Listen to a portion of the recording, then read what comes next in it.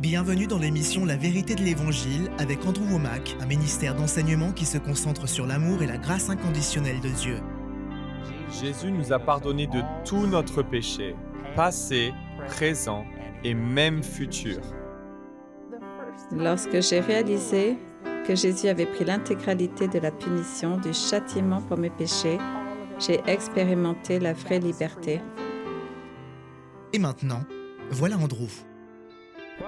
Bienvenue dans notre émission La vérité de l'Évangile. Aujourd'hui, je continue mon enseignement intitulé Une meilleure manière de prier. Et nous approchons la fin de cette série. Il ne me reste plus que 3 jours pour vous proposer ce livre qui est également disponible en espagnol et d'autres langues. Nous avons un manuel d'études, des CD et des DVD. Et cet enseignement sur la prière est puissant. Je sais que certaines personnes sont gênées par le fait que je pense que mon propre enseignement est puissant. Mais si je ne l'apprécie pas moi-même, comment pourriez-vous l'apprécier? Je vous assure que cet enseignement a changé ma vie. Et cela m'enthousiasme réellement. Je suis témoin d'un énorme changement au niveau des résultats que j'obtiens dans le domaine de la prière. Vous savez, j'ai toujours prié depuis que je suis tout petit et depuis que je suis né de nouveau. Je prie et je communie avec le Seigneur. Je demandais beaucoup de choses à Dieu dans mes prières et je voyais très peu de résultats. J'ai prié pour que mon père soit guéri, j'ai prié pour que ma grand-mère soit guérie. J'ai prié pour la guérison d'une fille avec laquelle j'étais à l'époque. Tous les 3 sont morts. Je n'avais pas vu les résultats pour lesquels je priais. J'ai prié pour toutes sortes de choses et je priais tout le temps, mais je ne voyais que très peu de résultats. Aujourd'hui, je vois de bien meilleurs résultats. Je ne vois pas les réponses à mes prières à 100%, mais ce n'est pas parce que Dieu ne donne pas ou ne répond pas. C'est en partie parce que c'est un processus, que la réponse est en chemin et qu'il faut du temps pour que les réponses se manifestent. Et je continue à apprendre et à grandir. La raison pour laquelle j'ai intitulé ce livre « Une meilleure manière de prier » et pas la seule manière de prier, ou encore « Vous êtes du diable si vous ne priez pas de cette manière », c'est parce que je n'ai pas encore tout compris dans ce domaine de la prière. Cet enseignement explique simplement qu'il y a une meilleure manière de prier et explique pourquoi je vois des meilleurs résultats aujourd'hui. Si votre vie de prière ne fonctionne pas, si vous vous sentez frustré et avez l'impression que Dieu ne répond pas, peut-être devriez-vous considérer qu'il y a une meilleure manière de prier. Pourtant, je rencontre encore des gens qui résistent, ils ne veulent rien changer. Ils veulent des résultats différents sans rien changer au niveau de leurs actes ou de leurs croyances. Mais ce n'est pas comme cela que ça fonctionne. J'ai enseigné spécifiquement sur le fait que lorsque vous demandez, Dieu donne toujours. Il se peut que vous ne voyez pas la réponse tout de suite, non pas parce que Dieu n'a pas donné, mais parce qu'il y a tout un tas de choses qui entrent en ligne de compte. Premièrement, vous devez continuer à croire et vous devez tenir ferme, et parfois cela peut prendre un certain temps. Et si vous doutez, j'ai utilisé ce verset dans l'émission d'hier qui dit que vous ne recevrez rien de la part du Seigneur. Vous devez croire et ne pas douter dans votre cœur. Il faut également savoir que parfois vous pouvez être dans la foi, mais il peut y avoir une opposition démoniaque contre ce que vous faites. J'ai cité des passages de Daniel au chapitre 9 et 10. Dans le chapitre 9, alors que Daniel priait, environ 3 minutes après le début de sa prière, l'ange Gabriel est apparu et a répondu à sa prière. Au chapitre 10, le même Daniel récitait une autre prière et cette fois-ci, 3 semaines se sont écoulées avant que la réponse ne se manifeste. Lorsque le messager s'est présenté, il a révélé qu'il avait dû faire face à une opposition démoniaque appelée le prince du royaume de Perse. Daniel chapitre 10, verset 12, voici ce que le messager a dit à Daniel. « N'aie pas peur, Daniel, car dès le premier jour où tu as appliqué ton cœur à comprendre et à t'humilier devant ton Dieu, tes paroles ont été entendues et je suis venu à cause de tes paroles. Mais le prince du royaume de Perse m'a résisté 21 jours. Mais voici Michaël, l'un des chefs des princes, faisant référence à l'archange Michaël, l'un des chefs des princes, est venu m'aider, et je suis demeuré là avec les rois de Perse. Je suis venu maintenant pour te faire comprendre ce qui doit arriver à ton peuple dans les derniers jours, car la vision est encore pour beaucoup de jours. Quoi qu'il en soit, ce dialogue continue, et il lui donne cette révélation. Et au chapitre 10, il semblait y avoir un combat dans le domaine spirituel. Dieu avait répondu aux 2 prières. Remarquez qu'il est dit « dès le premier jour où tu as appliqué ton cœur ». Ainsi, au chapitre 9 et au chapitre 10, Dieu a répondu immédiatement. Mais en ce qui nous concerne, de notre point de vue, puisque nous ne pouvons pas voir et appréhender le monde spirituel, il nous semble que Dieu a répondu à une prière en 3 minutes et à la suivante en 3 semaines. Mais ce n'est pas vrai.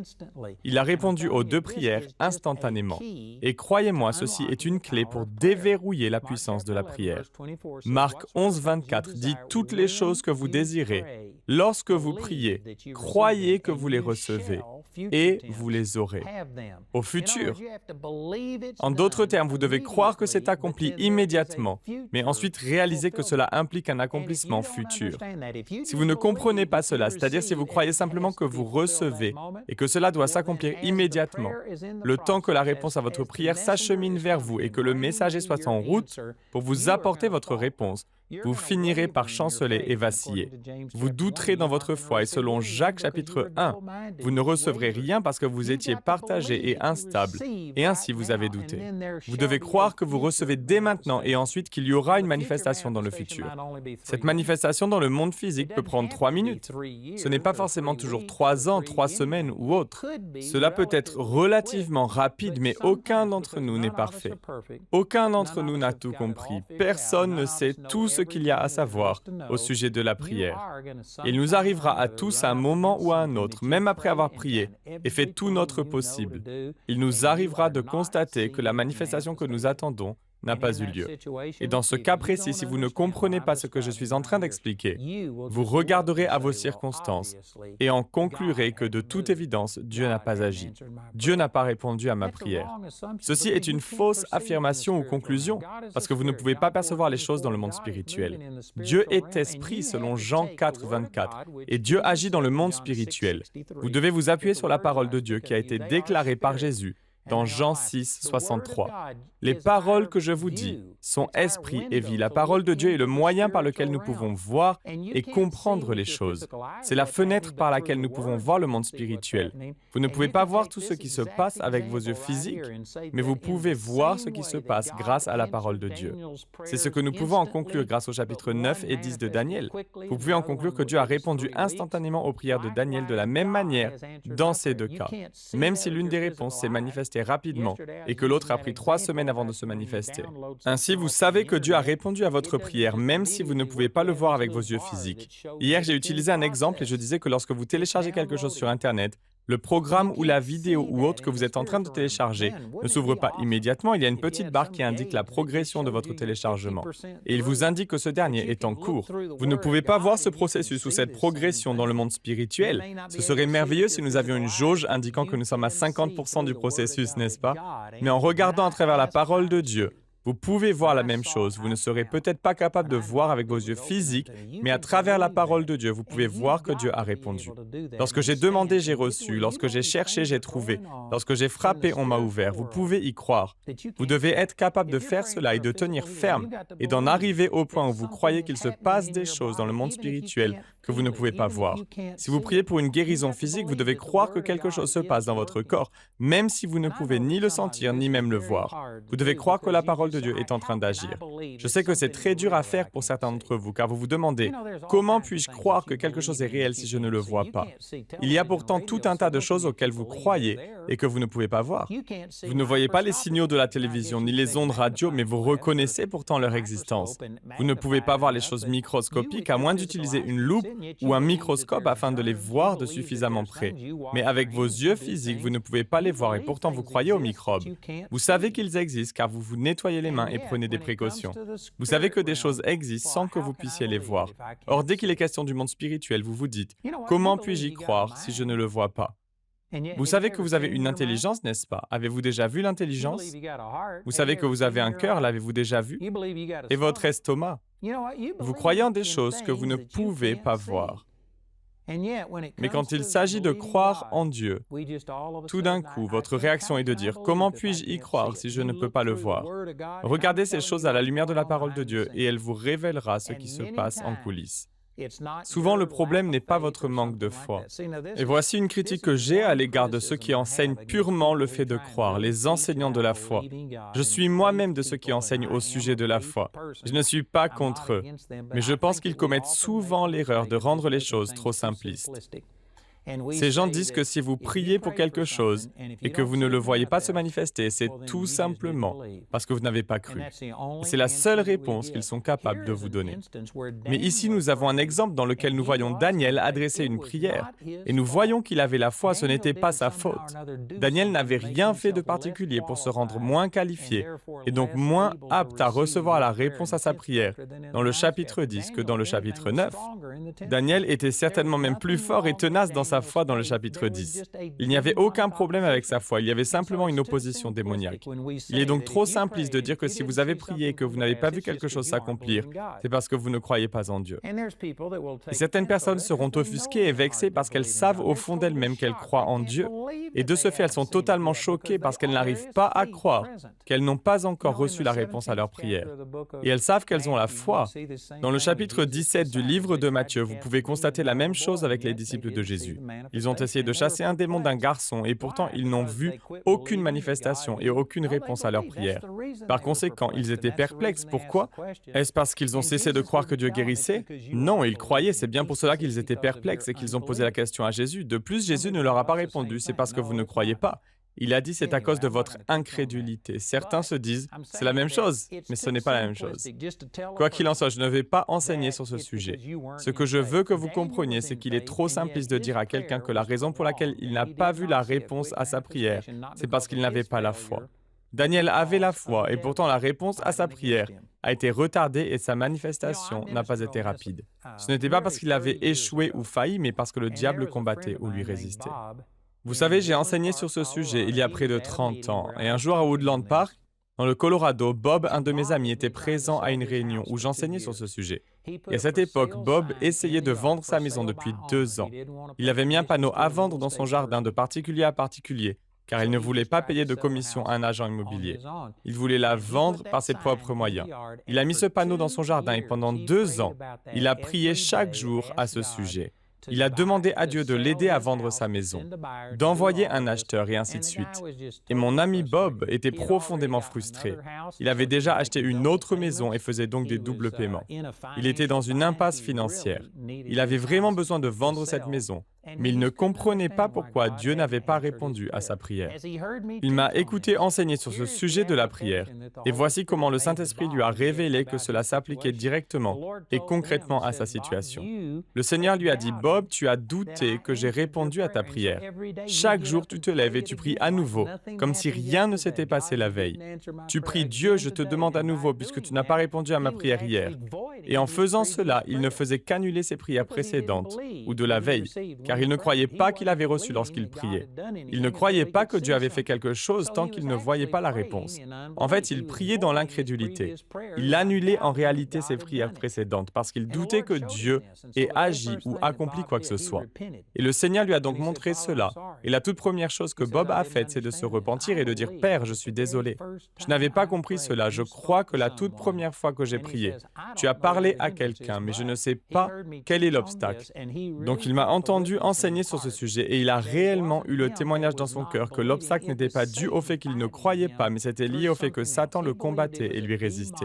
Il a fini par comprendre qu'il y avait une opposition démoniaque contre lui qui essayait d'entraver ses finances.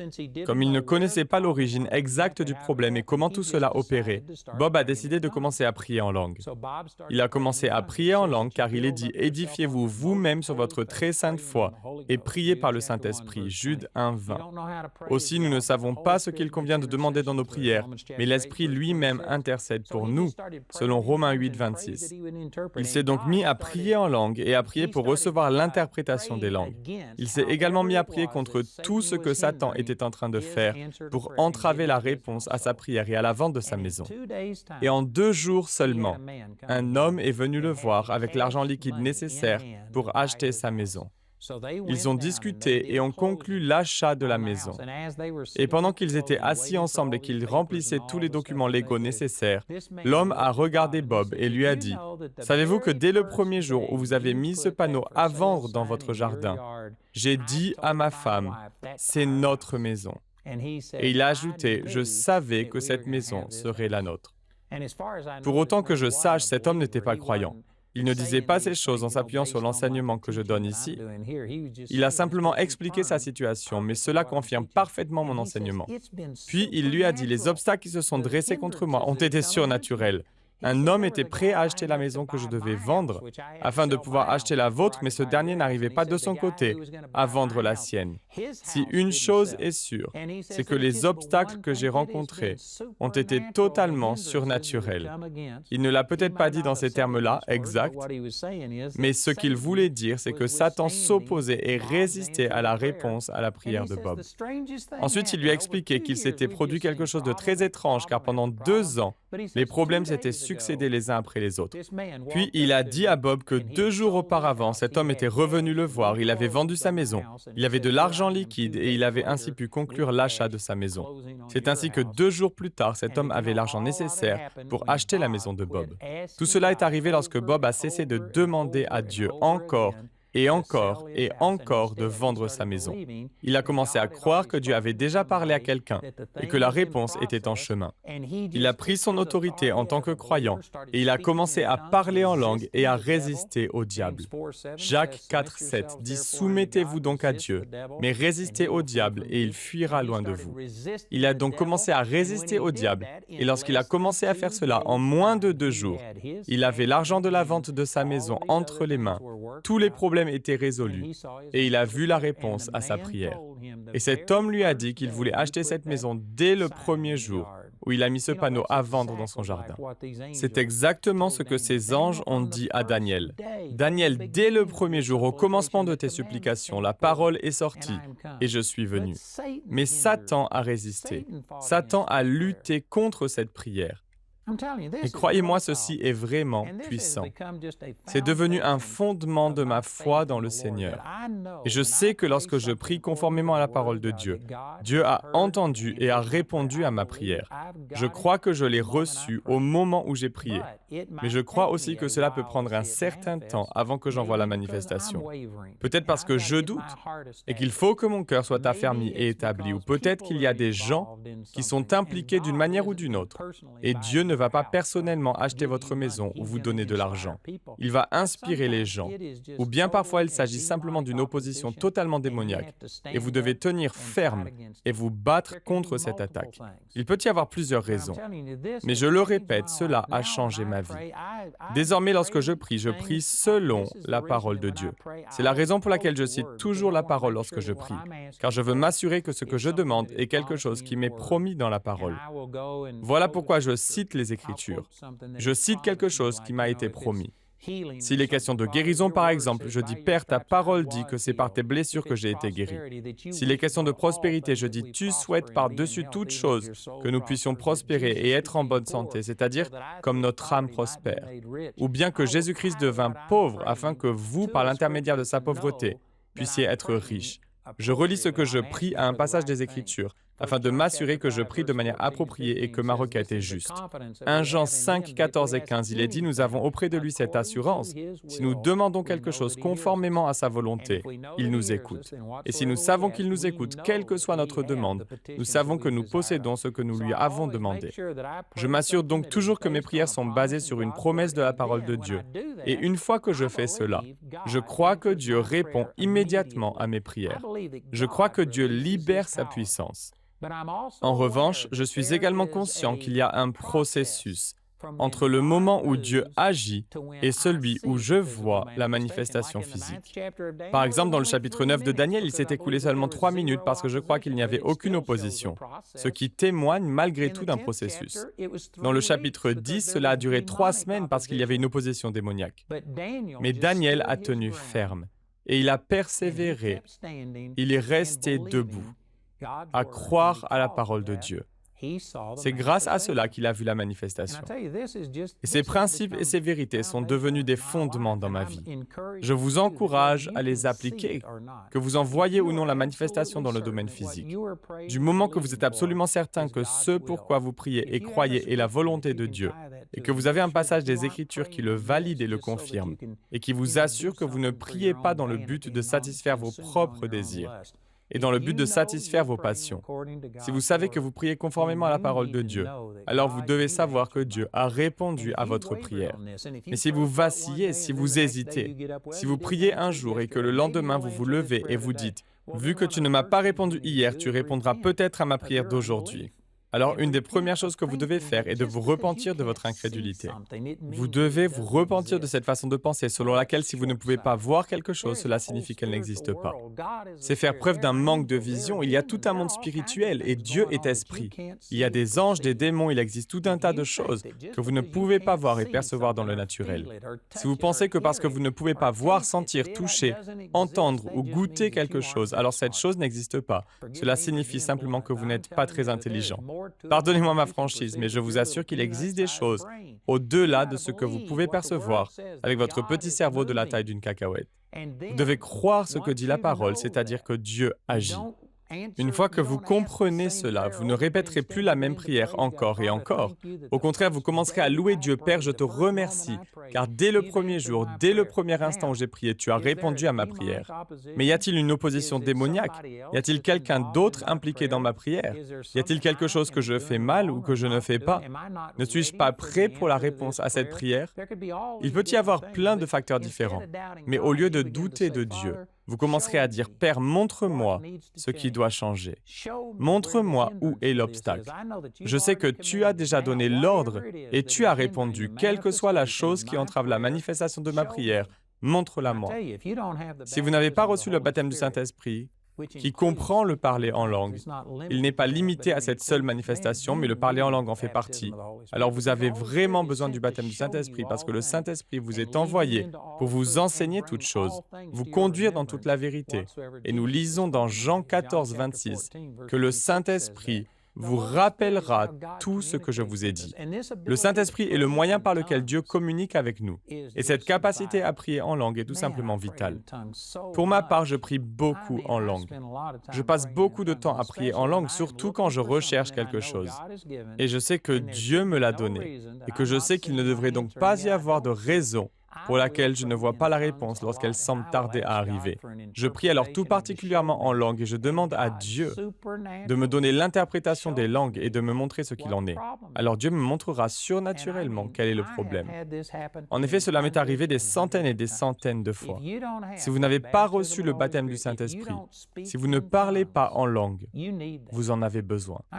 C'est quelque chose d'énorme. Le sujet de cet enseignement, c'est la prière, mais sachez que le parler en langue et le fait de prier par le Saint-Esprit est une partie vitale de la prière. Jude chapitre 1, verset 20 dit « Quant à vous, bien-aimés, édifiez-vous vous-même sur votre très sainte foi et priez par le Saint-Esprit. » Cela fait référence au parler en langue. Si vous n'avez pas reçu la capacité de parler en langue, vous en avez besoin. J'ai un petit livre intitulé « Le nouveau vous et le Saint-Esprit ». La première partie de ce livre parle de la nouvelle naissance et explique de quoi il s'agit. La deuxième partie traite de la façon dont vous pouvez recevoir le baptême du Saint-Esprit, ce qui comprend le parler en langue, comment interpréter ce que vous dites et obtenir une révélation surnaturelle. Et je vous donnerai ce livre si vous n'avez pas encore reçu le baptême du Saint-Esprit et si vous ne parlez pas en langue. De plus, si vous nous appelez pour vous le procurer, vous pouvez demander à ceux qui exercent le ministère de la prière de prier avec vous. Ils peuvent prier avec vous. Ils ont tous reçu le baptême du Saint-Esprit. Vous pouvez le recevoir immédiatement en priant avec eux au téléphone. Des milliers et des milliers de personnes l'ont fait. J'ai donc un livre spécial sur le baptême du Saint-Esprit. Il s'intitule « Le nouveau vous et le Saint-Esprit ». Vous n'avez qu'à en faire la demande pour le recevoir en cadeau. Prenez le temps de prier avec quelqu'un. J'aimerais également vous encourager à vous procurer ces ressources sur la prière. Il ne me reste plus que 2 jours pour vous présenter ce livre, ce manuel d'études, les CD et les DVD de la série. Nous arrivons à la fin de cet enseignement, mais j'ai encore beaucoup de choses à partager. J'enseignerai à nouveau sur ce sujet dans notre prochaine émission, mais je vous encourage à vous procurer ces ressources. Et si vous ne parlez pas en langue, je vous encourage vraiment à nous appeler. Ils peuvent vous proposer des ressources afin de vous aider. Ils peuvent répondre à vos questions, ils peuvent prier avec vous. Et vous pourriez recevoir cette capacité surnaturelle de communiquer avec Dieu sans l'aide de votre cerveau. Ainsi, vous priez directement avec votre cœur, sans incrédulité, sans entrave, et vous obtiendrez des résultats surnaturels. Le programme d'aujourd'hui fait partie de la série « Une meilleure manière de prier ». Nous espérons que ce message vous a béni. Notre ligne téléphonique est ouverte aux heures indiquées à l'écran. Appelez-nous si vous avez des questions sur ce programme, si vous avez besoin de prière ou si vous désirez commander l'un de nos enseignements. Vous pouvez nous contacter au numéro qui s'affiche à l'écran. Ce programme a été rendu possible grâce au soutien financier de nos partenaires. Si vous souhaitez devenir partenaire, vous pouvez le faire en appelant ces numéros. Si vous souhaitez vous procurer nos ressources, vous pouvez le faire en vous rendant sur notre site awmi.fr. Nous envoyons nos colis dans toute la francophonie. Vous pouvez aussi opter pour les fichiers audio MP3 et vidéo MP4 sur clé USB. Les 20 émissions de cette série sont disponibles en DVD pour 22 €.